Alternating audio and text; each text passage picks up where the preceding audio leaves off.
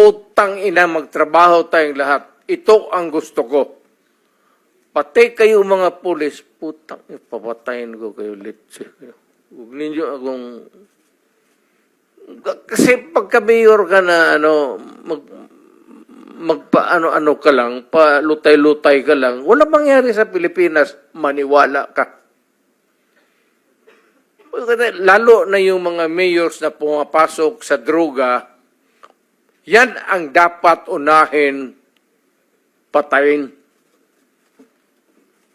Mr. Chair. Thank you, Mr. President. So what I'm getting, Mr. President, is that yung imperfection noong ating programa na War on Drugs, nakabase po doon sa ilang mga local government units na wala ho talagang totoong political will para labanan ito dahil binabanggit nyo nga po, marami or may ilan sa mga LGUs, ang pananaw ay ma-re-elect lang. Re-election. Hindi talaga durugin. Ayaw magkaroon ng problema sa re-election niya.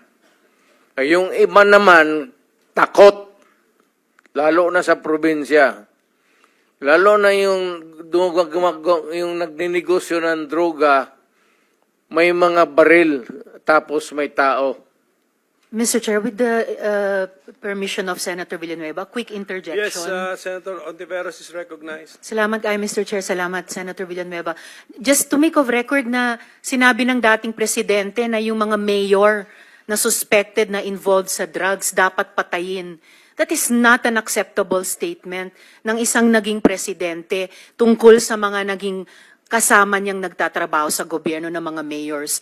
For everyone, whether mayor, whether maliit na drug suspect, kahit pa yung mga high-value targets, may due process. And the president of all, dapat ang nag-uphold niyan. So unacceptable po sabihin na ang mga mayor na drug suspect ay dapat patayin. For the record, Mr. Okay, Chair. ma'am. Ganito yan. Mabutit dumating ako dito. Pasalamat talaga ako para lumabas, ilabas na lang natin yung totoo.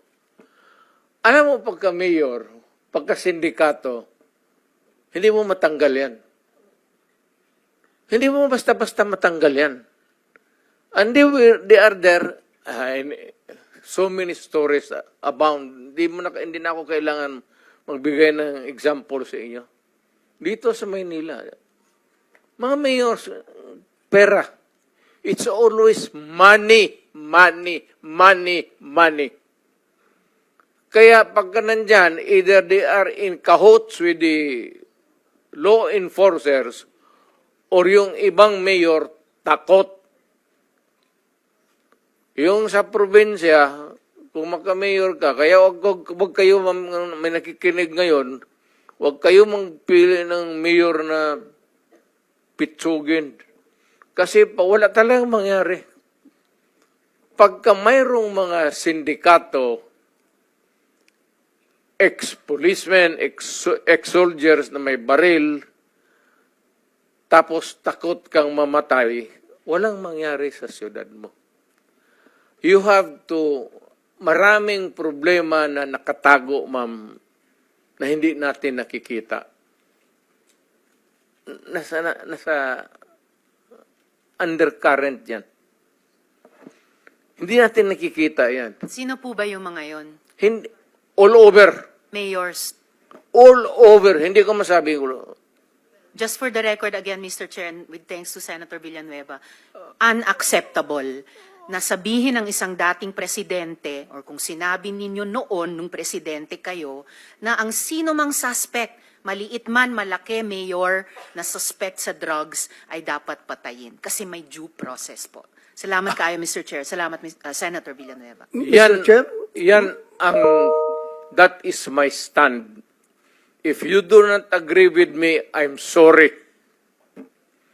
But I'm dealing with a serious problem of my country.